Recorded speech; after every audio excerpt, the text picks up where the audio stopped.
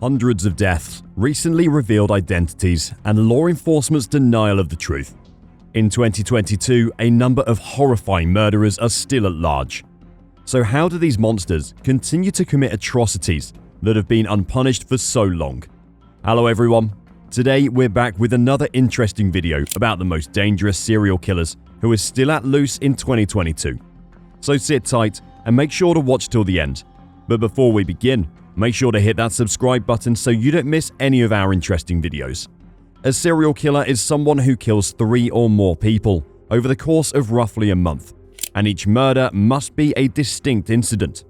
A serial killer's prime was probably between the 1950s and the 1980s, when society saw technological advancements which would make this crime much harder to get away with in the future.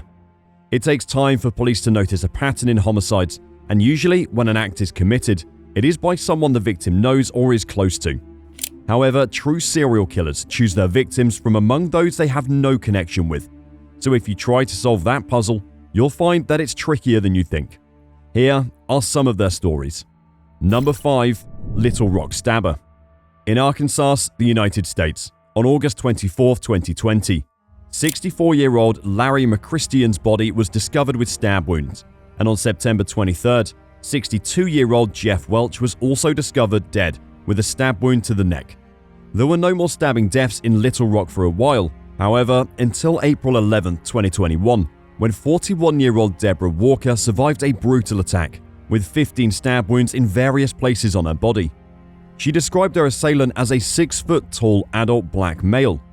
Less than 24 hours later, Marlon Franklin, a 40-year-old homeless man, was found stabbed to death just a block away from Deborah's attack. These incidents led the police to believe that all of the murders in Little Rock had likely been committed by the same person. So they launched a search for Little Rock serial stabber. However, all they had to go on was this blurry CCTV footage from a location close to one of the crime scenes.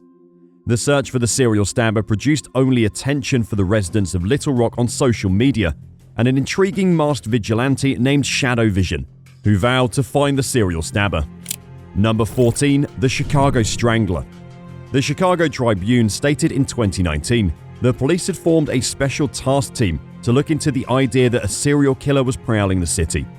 It was an investigation that many felt was long overdue.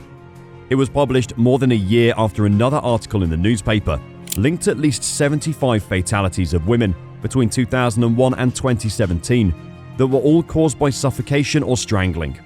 Even though law enforcement resisted the notion of a serial killer, 4 more women were discovered murdered in a similar manner after the Tribune's first article was published in 2018.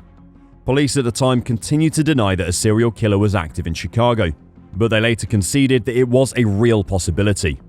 However, the Tribune noted that others had found a very important connection. The majority of the victims were black women.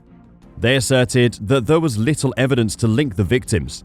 Time travel to 2021, when Discovery Plus began airing a 3-part documentary series titled The Hunt for the Chicago Strangler. Chicago police have yet to confirm or deny the presence of a serial murderer at the time the first episode first aired. Activists were allegedly demanding answers at the same time. The Hunt for the Chicago Strangler director Jennifer Anderson said at the time to a Chicago PBS station, "It's a great film. Consider that these women were more than simply names on a list or in a police file. They had actual lives, and by not having them here, we're missing out on something. They deserve justice." Number 3. The Long Island Killer.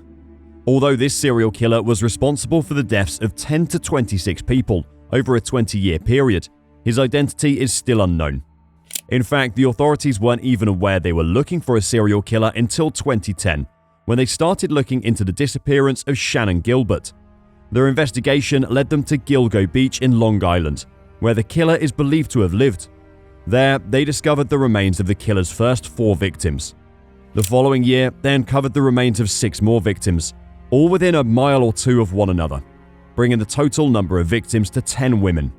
The most recent of these identifications led to the discovery of a woman named Peaches, who had a peach tattoo on the back of her neck.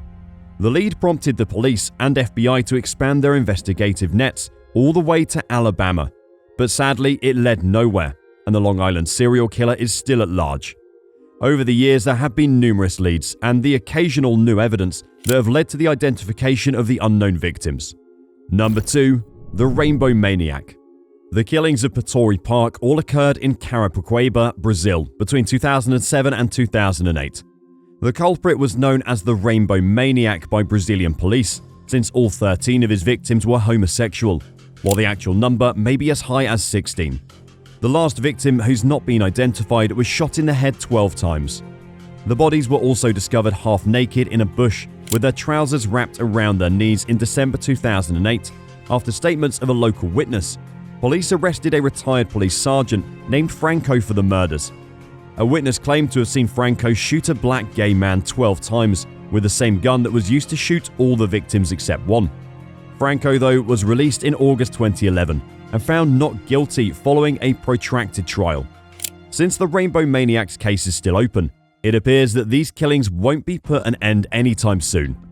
Although no new deaths have been linked to the Rainbow Maniac since 2008, one can't be certain that this prejudiced killer isn't still out there killing numbers. As it turns out, Brazil is not new to homophobic killings. This case is just one of many other cases. Number 1. West Mesa Bone Collector. Even while the crime rate has climbed in recent years, only in 2020 alone, violent crimes jumped by 29, making New Mexico one of the most hazardous metro regions to live in. Albuquerque's true terror was uncovered in 2009, when Christine Ross was out walking her dog Ruka, which discovered a human femur. Uncertain of the bone's authenticity, Ross took a photo of it and sent it to her sister, a registered nurse, who confirmed that it was a human femur. She immediately reported the discovery to the police, who were unaware that this would mark the beginning of the most disturbing case the city had ever seen. A total of 11 corpses were discovered: Jamie Barella, Monica Candelaria, Silania Edwards, Virginia Cloven, Victoria Chavez, Cinnamon Elks, Doreen Marquez, Michelle Valdez, Julie Nieto, Veronica Romero, Evelyn Salazar. All except one of the women involved were sex workers. The ladies, whose ages varied from 15 to 32, were reported missing between 2001 and 2005. Authorities were able to determine from satellite images that the final victim was buried in 2005. One woman was African American, Silania Edwards, the lone victim from outside Oklahoma, a 15-year-old who fled Lawton, and the other 10 of the ladies were Hispanic. Due to the awful condition of the bones, it took police up to a year to identify all 11 women. Authorities made great efforts to speak with over 200 street workers and the family of the deceased in order to piece together a pattern and motive. When combined with investigative work done by Detective Ida Lopez in 2005, who at the time was keeping logs of women tied to drugs and prostitution going missing in the Albuquerque area, police were able to conclude they were dealing with a serial killer in 2008. At the time, a development by KB Homes was under construction and would have covered the slaying site. Since the discovery, more than 1,184 tips have been recorded, but police have not yet detained the culprit. Lorenzo Montoya was the main suspect. He lived less than 3 miles from the burial site, and in 2006, a tip from a citizen claimed there were deep dirt trails leading from his trailer park site to where the bodies were discovered. In 2006, he'd strangled a teen in his trailer before being shot and killed by the teen's boyfriend. Following his death, the killing ceased. In 2014, police made a breakthrough and named their main suspect, as high-profile suspect Joseph Blee was suspected of murdering a sex worker in 2015 and has been known for a habit of breaking into houses and molesting females between the age of 13 and 15. His DNA was discovered on one of the women's belt and inside waistband, leading to a 36-year charge that he began to serve in June 2015 at the age of 58.